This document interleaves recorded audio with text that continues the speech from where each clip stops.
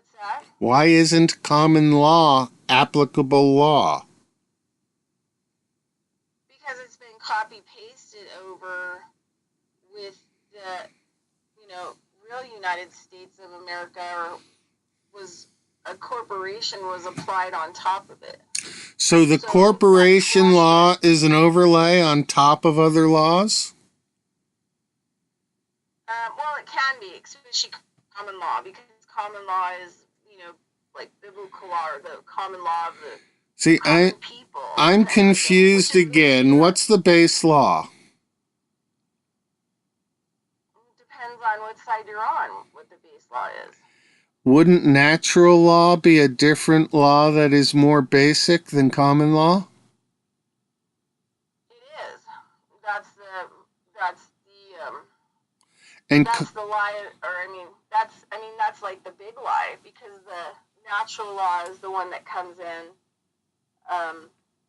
at the very, should be like the most important existing law. It sure is. If we tried to violate natural law, we wouldn't make it very long, would we? Well, that's what we're doing now, though, right? So, the weather is so unbelievably wacko that, we've overrun natural law of the whole entire planetary system. This is why people don't really get what's going on, is that, the earth is dying bad. Like all the, my native teacher who died in June 2016 said, because if you look at the earth as a living being and all the things that we have done to it, and we've even murdered the people who worked in secret operation with the planet, who were trained from beings from other worlds to come here and do the ceremonies and to do the activations and to be in service of the planet. Beings from other worlds, what do they have to do with our law? Well, they're considered the ancestors. By our law system? No, basically by a lot of the native people. Okay. The ancestors brought all the things, to this world, and then the native people were going to be the caretakers of it, but it got overrun.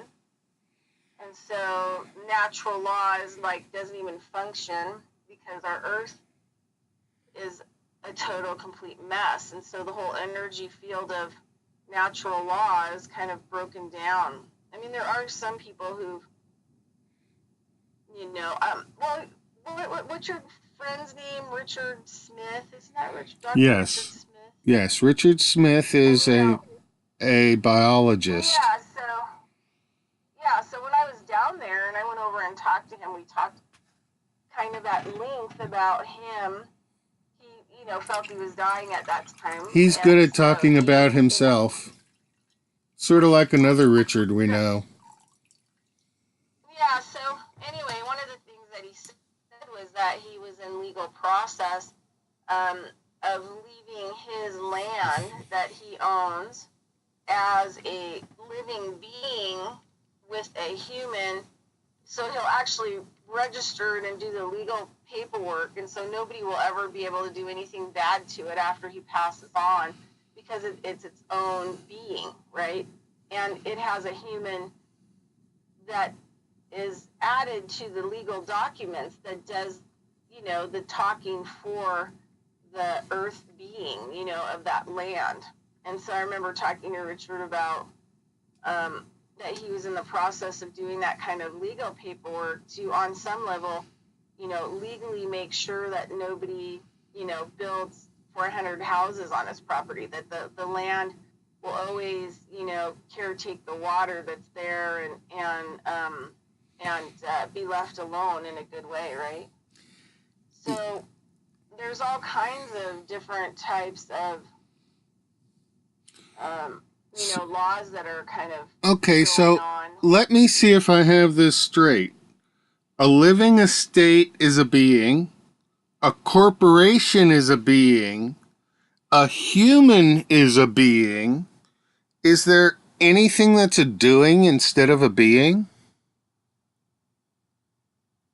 No, I don't think that's possible. nothing doing, everybody has to be a being, but the corporation and the state both seem like they're legal fictions, don't they?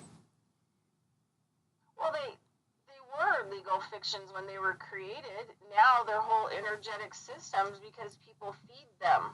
They're whole, like, computer programs that are now just, it's like the law was written and it's like a script and a code. And then once it's applied into the system and people adopt to it, like paying the IRS, then it activates that computer system, right? And then they can make upgrades or whatever else in the energy. So we could say, well, it's just like a law that they put somewhere else, and we don't have to apply to it. Well, we do on all different kinds of levels. We have to release ourselves from it. Okay, so is there a law of energy? No, I would think that would apply to natural law. But energetic systems are what things have birthed out of, these corporations which are birthed in maritime law? Or are the corporations not really birthed in maritime law? They're birthed in constitutional law, and maritime is an overlay over constitutional. Is there a relationship there, or have the corporations just declared themselves legitimate, or do they have to be... What's the order of structure? I mean, it goes from the Vatican to where, and how does it get to us, and how many floors down in this hotel are we? Well, I mean, law is a super complicated thing. I mean, it's not so this is what happened to me. So, people don't really want to go down the legal rabbit hole because it's something that they don't really want to deal with, right? They just want to try to figure out how to get out of the system. But this is the issue that I faced. When I was in the process of getting out of the system, that means that I would have had to get rid of my driver's license, and I have to get rid of anything, my Social Security. I'd have to get rid of everything and eventually, I wouldn't be able to collect any kind of pension or Social Security or anything, right? Because that's all under, the corporation system. So up until Bill and I really started working on things, there was either you're in the system fully and you're totally, screwed up ways, down ways, sideways, or you were out of it, but then you couldn't get a bank account, you can't drive a car, there's a lot of things you can't do. I mean, you can't get, unless you have some kind of legal document, you can't even get a notary to sign your paperwork, your legal paperwork, even if you wrote your legal paperwork yourself. So there's like this big problem, like I still had to live in the system. And, this all is due to the state of Nevada and the feds probably trying to originally, we have the oldest law here in Nevada for alternative medicine, basically, and the Mormons. Yeah, let me catch you for a moment, and let me get you to go back and give everybody in the chat room and the listening audience the 5-minute explanation on how your naturopathic medical practice was shut down by the state of Nevada, because that's kind of pertinent information to the whole story that people don't have the background on. So we're going to interrupt the conversation and let Bridgette tell the story of her versus the state of Nevada medical boards, and then we'll come back to where we are. Right. So all the boards, like, if people are licensed under each individual board, you'll never actually be able to take your case against them or with them into an actual real court of law, because that's another law. So these organizations that people are licensed under become their own court, their own judge and jury. So once you're licensed under a board, you will never be tried as a person. and they can, basically wage whatever kind of war over you they want. They tried to pass a law. This is what happened to me.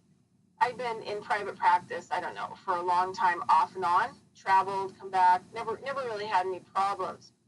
And then all of a sudden, all of these alternative health practitioners all across Nevada started getting arrested, thrown out of their offices, and eventually about 8 months later, it caught up with me. Anyway, so they threatened me and tried to cease and desist me and all this other stuff, and this was over law that hadn't even been put into the corporation legislature, hadn't even been heard before the first committee. They were already trying to act as if this law had already been passed. So they were basically getting rid of anybody that was alternative practitioners. And so I had to learn kind of a whole other level of law during that period in time. I'd been involved with common law, but I'd always been on the outskirts. And usually, it's when some big event happens that, they're coming after you and they're going to do you in. And that's basically what happened. They threatened my landlady, who I have a contract with, and in law, under corporation law, contract trumps everything. You cannot get in between of a legal contract made between two people or two corporations. It's really serious, which I didn't know at the time. And so she had told me I had to move out of my office within 24 hours. They were going to try to, force pay on her $1,000 a day that I stayed in my office that I had a contract with her to have an office and pay monthly. Anyway, so I had to leave there and had to figure out what was going on. And I ended up, attacked by the state and boards and, the feds and, all kinds of stuff. I mean, the thing is, luckily, I'm not murdered. I mean, there's been, in the United States alone, alternative, out-of-the-box, medical, naturopathic doctors, homeopathic doctors, there's been some nutritional chiropractor doctors, that have been murdered. There's over 160 over 4 years that have just been openly murdered in the United States. And some now they're just wiping out their whole families at gunpoint. Now you're you see on the news, this naturopathic doctor in New York and all his 2 kids and his wife were murdered in their home, So I think I was the first part of the war that started to rage in alternative medicine. And so how they were coming at me. It teaches you how to get invisible really quick, doesn't it? Well, no, actually, I fought them. I fought them. And I was taken in. They were threatening me, and this is how I met Bill, my friend who's an ex-common law judge, and he was a U.S. common law marshal as well years ago. But anyway, he's the one that took me in. We had a common law group here in Reno, and they started trying to help me and get my paperwork in order and get me to understand law. I mean, down to the point where I was being pulled over at least once a day by law enforcement, and I could just see him coming and he was going to get pulled over. I'd intentionally go really slow. This is seeing they're going to pull me over, and they can't really tame me because I haven't really done anything. Right. This is law on the ground where it's you and the police officer who understand the law, not the lawyers and the judges and that level of law. But it has to all have some physical pretense to become a reality in their courts. Or does it? Right. So during this, they're the brokers. Cops are the brokers of the registration, which is once they create the ticket, they've just birthed something out. So they're like the brokers and the birthers, and they birth out something that the court systems, which is a whole other thing, a big financial scam that goes all the way up into hedge funds. But that's a whole other nightmare. But anyway, so with them coming after the people in Nevada, so I learned to be a lobbyist and a citizen lobbyist, and I went in and worked with 8 people who tried to keep some kind of civil liberties for people in the state of Nevada since 1974. They make no money. They work, 200 hours a week. They fight the legislature. A lot of them have big family legal backgrounds. And I worked with them. And they're, one was crazy Catholic conservatives, one group, or one person who was with one group, and then, really conservative Mormon. But I learned a lot, and I learned to agree to disagree, there's, because that's kind of like what law is, you got to learn to agree to disagree, focus on the points that matter. And so anyway, so I had to learn how to lobby. So I learned how to lobby. It was the last thing that I really wanted to do. I had to move on to a couch because, I was working 100 hours a week for free for the benefit of the people at the state of Nevada. And I had to drive there, and I learned how to testify because, basically, if you have any issues against different laws that they're putting out during the conversations about them, you have to provide testimony, and you also have to provide data and research. So sometimes I'd actually, if there was no data and research, I'd have to kind of put some stuff together and kind of create like a mini thesis and put it into the court or the committee over that law, and then I'd have to back it, and it was pretty tough, and it was pretty grueling, and I probably would never, ever, ever do it again. But it turned out I was super good at being an activist and super good at kind of, testifying and, providing research and stuff like that against bills. So because of a lot of the work that I was involved with, Washoe County is the only county in Nevada that doesn't have fluoride in the water. Yay! And that's because of the fight. And so that was one of the things I fought against in 2009. So anyway, that's kind of started my law adventure. So that gets up to the basis set for how we get to talk about these layers of law. Let's get back to the layers of law, because I'm still trying to figure out how the maritime law and the constitutional law got to the reciprocal relationship that they seem to have now, which sort of overruns the common law and the natural law completely, with a legalistic overlay where the lawyers even have their own definitions for words. I mean, Black's Law Dictionary doesn't agree with Webster's dictionary on very much at all. No. Well, and that's the thing. And then you have, you also have medical, and you have all these other different, licensee things that the corporation controls through university. University, that's another big scam, isn't it? They all have. I mean, I always tell people, like, this is how crazy language can be. Like when I go out and do lecturing and I talk about medical versus holistic or natural medicine, even in the whole medicine thing, you've got all these different layers of status of different kinds of medicine. So, for example, for people out there, if you went to a chiropractor and because your back was hurt, and the chiropractor would say, oh, well, look here on the x-ray, you have a subluxation. So say you go to the medical doctor to have him look at the subluxation. Well, the medical doctor isn't going to call it a subluxation. And he's gonna know exactly where you heard that word from a chiropractor, because that's a chiropractor word. But he's going to say, well, no, it looks like you have a herniated or a slipped disc.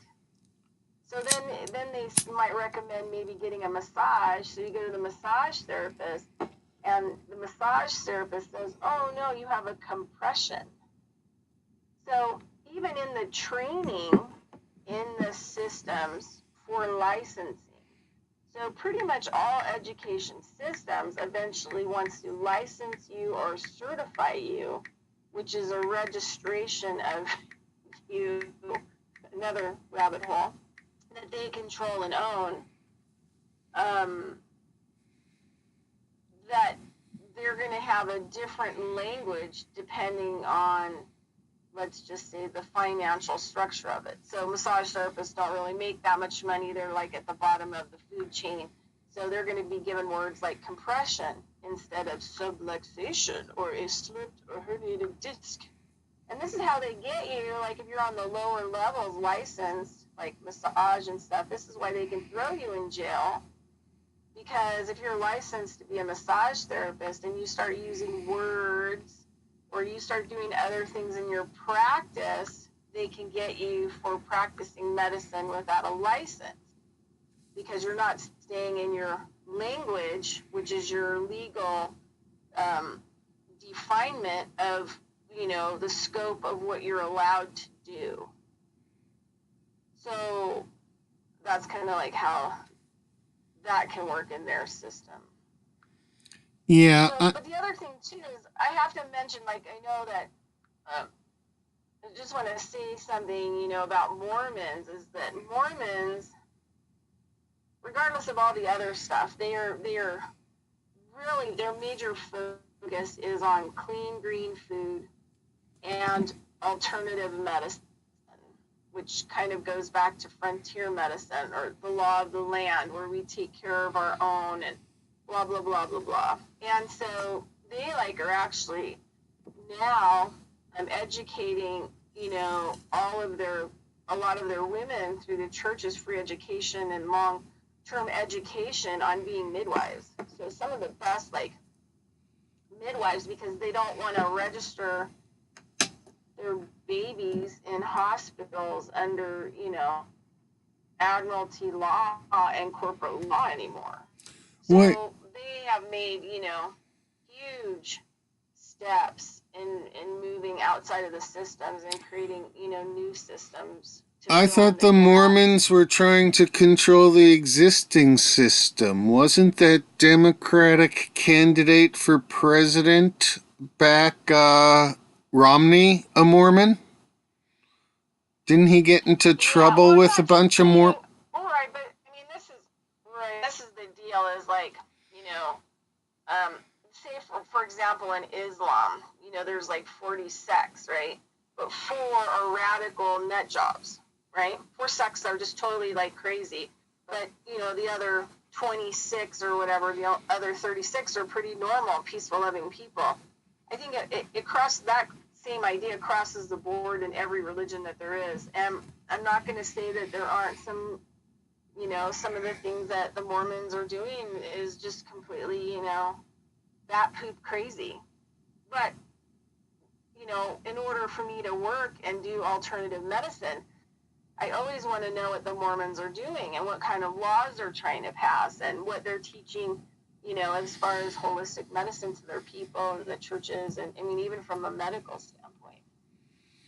So, I mean, that's where I think at some point we're all going to have to start working more together on the things that we agree about, and then, work with other people. And there are going to always be things that individuals are going to disagree about, but trying to come together on terms. On human scale, because we're individual humans and we have to be able to talk to each other as human beings. And when you get into the worlds of religion and politics, which seem to be extremely intertwined, both religion and politics are supposed to work on human scale, and neither one gives a rip ass about human beings anymore. And so... Right, but if we look at it, though, this is the deal, is, okay, so I'm going to throw something out there. Okay. This is a good place to throw things out.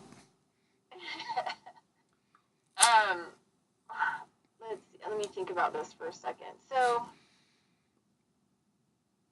everything, and this information comes from more of my, it's kind of a bridge between the native people I've studied with and other people and the extraterrestrial people. Okay. Right? My star family. So everything here, every time that they do a wipeout, I mean, even even the Hopi talk about we're in the fifth extinction. You know, they have an oral history of surviving every extinction so far. That their culture has been through 4 other extinctions, and every time that there was an extinction, there were different beings, extraterrestrials, that came here that specifically took the Hopi people. And I'm not saying other tribes this didn't happen to. I just know more of the stories about the Hopi. But the Hopi people were taken and shown how to be safe during some of these deals. So when they flooded the planet Earth to get rid of a lot of the old, every time they do it, you know, they put different kinds of breeds of humanoids on here. And in some cases, sometime past history, there were lots of crazy, you know, genetically modified beings. You know, there were things like Medusa that were here that were created from certain kinds of extraterrestrial species and then adapted some human right in there. Well, just look at the Mud Fossil University work, and that says it's all about other beings having been here. Yeah, so but those ones are mostly humanoid. He said all the mitochondria, which is the mom side, is all human. They don't really know what, you know, they haven't really tested for the patriarch because it's a lot more expensive or something like that. But they were definitely, you know, giants, and we're talking giants by the work that he's doing and all the scientific support data that he's also doing. But anyway, so there was just periods where it was really crazy, and that the extraterrestrials who were using the planet in a bad way here to actually create biological suits and materials to take to other planets and re-inhabit other planets as well. So periodically they just have to like destroy the planet to wipe it all out to start again. So, and you know, the thing is, like, people just don't really look into some of this stuff. Like, if you look at the Bible, because my grandmother was a legitimate prophet and exorcist and prayer healer in the Pentecostal church. So let's just say every Christmas has given the Bible with my name on it. I'm confused again, but... So, you know, I had to read it. I didn't really take any of it serious. But one of the things that it says in the Bible is that when Noah was born, he glowed.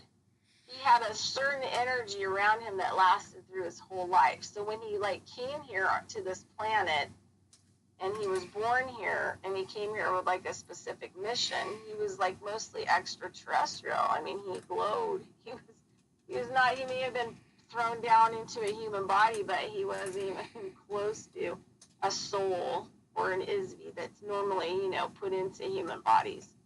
So, every time, the last time that they had to create what I call the movie set. And so after they wipe out, every time that they wipe out the Earth, they'll kind of create a theater. So they'll send extraterrestrials, builders in, and then they'll erect things that give humans ideas of past history and stuff like that, so that we can, I don't know. Hence the pyramids, the Sphinx, Machu Picchu, and a number of other things. Maybe even something on the order of a Grand Canyon. Right, because we've never really, at least in the last 7,000 years or 10,000 years from the Sumerian tablets, I mean, we haven't evolved enough to be able to really cut those kinds of stones. Right. We personally don't have the technology to cut stones.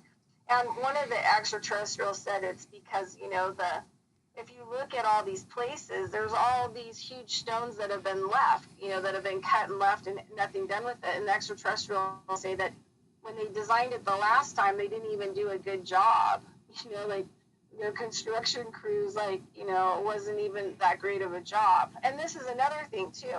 This is why, the Sphinx, there's a problem with them and the, pyramids, and that they seem like there's just a major different time scale. Well, there is. The Sphinx comes from, before the last time that they, built our reality and, you know, put things in it in the solid construct, which is something I talk a lot about these days. And so, you know, it's all just kind of been designed, you know, and then copy paste us in, and then, you know, then. So do you think it's holographic? Are we living in a is it a holographic reality that we live in, where the scenario can be changed from time to time from things beyond our size, scale, and scope, and it resets everything, and then we, the same human players in the game, come back, switch our orders around, and do things differently, and that maybe there's many, many, many Earths? Yeah, well, the thing is that they have, heaven is a tractor beam, right? And then they give you the, I mean, parts of it are a holographic experience, but most of it is actually a theater-built experience. Everything that they put here was for, you know, to create the set. To stay busy here, you know, like the rat tunnels and runways and an experiment. The rat knows there's cheese on the other side. So it's not even like an experiment or anything. So when do you think was the last time they reset things? When was the last time the stage changed and we had a new reality? I think it was the beginning of the Sumerians, which were the Anunnaki. When the Anunnaki arrived here and started manufacturing us from part of their DNA. And there's like all kinds of people that are on the planet that are descendants of, you know, different kinds of extraterrestrials. Sure. I would be willing to wager that the last time the reset happened was World War II, and that it happens a lot more frequently than just 5 complete wipeouts of the face of the Earth. But the idea that there were 5, this is the 5th extinction on the Earth, is something that throws me into Neal Stephenson's novel Anathem. And Anathem is a really, really interesting novel written, maybe 8 or 9 years ago, about these aliens who are coming to Earth, and the people on Earth live in a mathic environment. And by mathic, they use decimal places to divide people. And so you had a ring around a city, and once a year, the walls would open up and people could come and go from the city. But if you were inside the city, it wasn't until next year that you could go back outside the city. And if you were outside the city, it wasn't until next year that you could go in. So once a year, this gate opened. And then there was another gate inside that was a 10-year gate, and a 100-year gate, and a 1,000-year gate. And so you can imagine the people behind the 1,000-year gate lived in a very, very different world than the people who lived outside the 1-year gate. And so these aliens from space are coming in, and things are starting to happen in this world. And the powers that be call upon the experts from the different levels of the mathic world to put them together to deal with this crisis. And that's all I'm going to say about the book, because I want everybody to go out and read it. The book is Anathem, Anathem. It's by Neal Stephenson.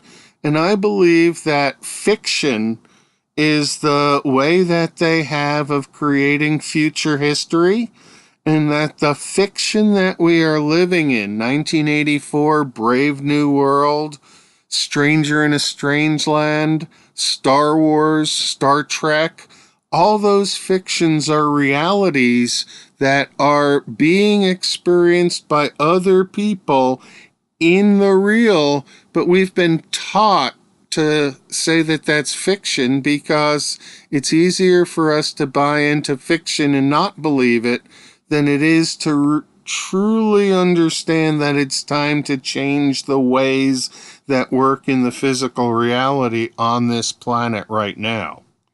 So, sorry to take you off on a tangent, but I felt that it was really important to go out there I mean, we're at the point now where we've got such an elaborate fiction working on Earth that we are at the real meat of a new civil war. But the civil war isn't going to be North and South. It's going to be people versus corporations.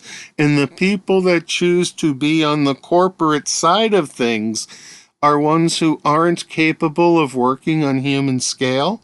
But on human scale, if we can't get to issues that deal with the life and well-being of each of us as humans and take those decisions away from the corporations, first off being industrial disease, which is just the disestablishment of the commons. And so when we started talking about common law, we didn't talk about the law of the commons, but that's been so violated by the concepts of ownership and legal restriction that I'm not even sure we can have a legal system, nor an economic system, nor an education system that actually looks anything like what we have now. But I bet if we broke into local areas and started working on systems that work for the people in local regions and local areas, we would have complete control of our own destiny within about 5 years. And the way I figure it, that's about as long as it's going to take before the Blues and the Reds beat themselves silly on the upside of the head to the point where neither one even tries to control anything anymore. Boy, I think we've now offended everybody who likes to talk about politics. We've offended everybody who likes to talk about religion, and we've offended everybody who thinks there's still sanity in the world. So Thursday must be. Go ahead. I think that whatever people are going to do, they're going to have to create their own thing. And especially if they want to create their own legal situation. And I think it starts with the individual. And, you know, walking those roads and figuring it out for themselves. And there's lots of different roads. You've got to figure out the medical, you've got to figure out the legal, you've got to figure out whatever else. And then wherever you find yourself in the future, if you survive, then you'll get some land to, you know, build a different system of, you know, bylaws for the people that live there and that it's governed. But I think the battle is coming. And I think that it's going to be between the earth and humans. And because a lot of my teachers have told me this, and that, you know, the earth is kind of done dealing with us, and we're not really learning and understanding natural law and our placement in it, and we're not helping, you know, to activate through the ceremonies and doing the healing work and blah blah blah blah. And so who is this we you speak of, Kimusabi? Bobido, my native teacher who died. Anyway, Yes. But one of the things that he said was he left a video before he died, and he said he's basically telling the people that he's trained, you know, people like me and other people and other people of the world who don't really understand what he's saying, that he was dying, and he said, I'm not going to do it for you. You're going to have to do it now. Now you're going to have to do this work, you know, and get it done. But he spent 16 years traveling around, you know, the earth and releasing energies to help the earth and assist the earth, and that's it. That's all he did for the last 16 years of his life, was do the ceremonies and heal areas where he was invited to, and try to teach people, you know, how to work with the earth. But he said that the earth is probably going to, you know, he said we're either going to do this the hard way, or we're going to do it the easy way. And the way things are going, you know, people are... There are a lot of human people on Earth who are working with the planet and understand that it's a living, breathing planet. And there's a lot of people who are in the dark who just take mechanicalism to be the way it is and have no idea about alternative consciousnesses and alternative states. And Right. so, But this is the thing is, like, we have to get out of the altered states. yes. And we have to start doing the physical work that Well, needs to happen. I think we have a comment from the audience. So we're headed towards, a very destructive period with the earth, and we're bringing it upon ourselves. Nobody is doing it to us. So, and there are people that are like Anastasia and a lot of other people that are outside in different kinds of spiritualities that have held off. The earth was supposed to do major destruction in 1992, and there are certain people that held that off, that gave humanity another chance before they wiped them out. But I mean, there isn't a real big difference between 92 and now. I mean, let's just think about this with the corporation process. JFK tried to release us from the corporation and from the Admiralty law and from the banking systems. And he'd even had a new greenback printed, that was going to be the money of the people, and he got murdered. So, where we're at right now with just that end of it, we're back at that right now. We're revisiting it. Did JFK die in 65? I can't remember, but 62. 63. So we're back at that now again. It's like this loop. And it is, and the definition of insanity is trying to keep doing the same thing over and over and expecting different results. Exactly. So the world or ETs have destroyed people on Earth, their creations before, and here we're at it again. We're at that point in time again. So, but one thing that people should be really thinking about is that the military and the FEMA and people in the Southwest are preparing for a real seismic event. They think it's going to be about a 9.0. Region 10 is Oregon, Washington, and Idaho. And but this is why Duchesne left YouTube.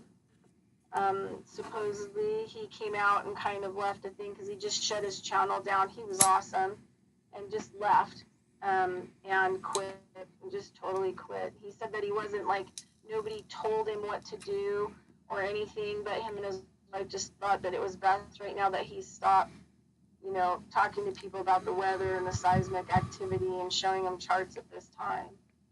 So, but there are a lot of people right now that are starting to realize it could be super catastrophic for that area. They think it's going to happen fairly soon.